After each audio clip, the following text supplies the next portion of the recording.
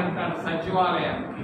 సచివాలయం ఎక్కడైనా ఈ దేశంలో ఎక్కడైనా కానీ ప్రపంచంలో ఎక్కడైనా 50 అంతస్తుల బిల్డింగ్లు ఉన్నాయా? ఎందుకయ్యా ఓ చంద్రబాబు నాయుడు పొరపాటు పనులు చేస్తావు? నువ్వు కట్టితే అవి కూలిపోతే రేపు ఎవరు దీనికి జవాబుదారని నేను అడుగుతున్నాను చంద్రబాబు నాయుడిని, రాష్ట్ర ముఖ్యమంత్రిని. అంతేకాదు అమరావతిలో మరి విమానాశ్రయం తేవాలంటాడు. 5,000 ఎకరాల రైతులు భూములను పెరుక్కొని మరి 30 కిలోమీటర్ల దూరంలో విజయవాడలో ఉంది విమానాశ్రయం. మళ్ళా గుంటూరులో ఇంకొక విమానాశ్రయం. ఎందుకయ్యా అంతర్జాతీయ విమానాశ్రయం? ఏంటి మీ ఆలోచనలు? నాకైతే అర్థం కావటం లేదు. రాజధాని విషయంలో 50,000 కోట్ల రూపాయల డబ్బు ఐసిఐసిఐ బ్యాంకులో నుంచి తీసుకొని వస్తున్నాడు, మిగిలిన బ్యాంకుల్లో నుంచి అప్పు చేసి తీసుకొని వస్తున్నాడు. ఈ డబ్బంతా 26 జిల్లాల ప్రజలు కట్టాల్సిందే కదా. 26 జిల్లాల ప్రజలు ట్యాక్సులు కడుతున్నారు.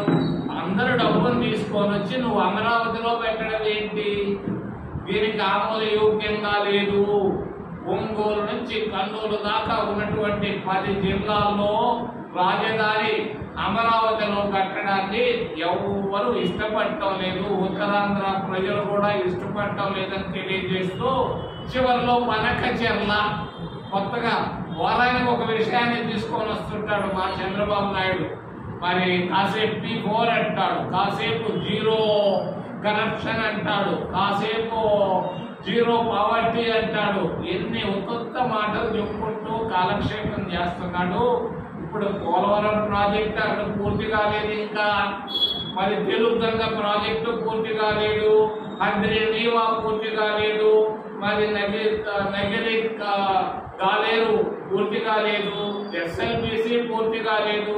ఇప్పుడు కృష్ణా జలాలని ఉపయోగించి దాదాపుగా 25,000 కోట్లతో ఈ గాలేరు నగరి, హంద్రీనీవా, ఎస్ఎల్బిసి, తెలుగంగ పనులు పూర్తి చేస్తే 25 లక్షల ఎకరాలు రాయలసీమలో పండించేదానికి, పంట భూములు చేసేదానికి అవకాశం ఉంది. మళ్ళా 87,000 కోట్లతో బనకచెర్ల నుంచి నువ్వు తీసుకురావడానికి కారణం ఏంటి? అప్పుడే తయారు చేసి ఉన్నారంట ప్రాజెక్టు రిపోర్టు, కాంట్రాక్టర్లే చేసుకొని ఉన్నారంట. మరి పోలవరంలో అప్పటి ముఖ్యమంత్రులు తిన్నట్టు దీంట్లో తినాలన్న ఉద్దేశమే కాదా? మరి మొబిలైజేషన్ అడ్వాన్స్ తోనే డబ్బులతో మరి కాజేయాలన్న ఉద్దేశమే కదా ఈ బనకచెర్ల. ముందు ఈ ప్రాజెక్టులు పూర్తి చేయి, కృష్ణా నది జలాలకు సంబంధించినటువంటి ప్రాజెక్టులు పూర్తి చేసి తర్వాత వివాదాస్పదమైనటువంటి బనకచెర్ల గురించి ఆలోచిద్దామని చంద్రబాబు నాయుడు గారు తెలియజేస్తూ మరి ఆయన అంటాడు జీరో పావర్టీ, బంగారు పథకాలు అంటాడు. ఈ బ్యాంక్ పథకాలు ఇవిడ ఏ కోటీశ్వరుడా ఇచ్చేది చచ్చేది? ఊరికే మాటలు చెప్పుకుంటా పోతున్నావు. మరి అంతేకాదు నీ సొంత నియోజకవర్గం కుప్పంలో 30 ఎకరాలు 30 సంవత్సరాలు నువ్వు ఎమ్మెల్యేగా, మంత్రిగా, 15 సంవత్సరాలు ముఖ్యమంత్రిగా ఉంటూ అక్కడ పావర్టీ ఉంది, పేదరికం. 3 పూటల్లో 1 పూట కూడా భోజనం చేయలేని వాళ్ళు ఉన్నారు. అక్కడ ఏం అభివృద్ధి లేదు.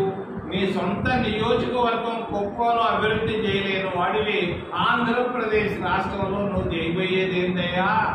1.5 సంవత్సరాలు మాటలు చెప్పావు, ఏమీ చేయలేదు, చేసింది శూన్యం.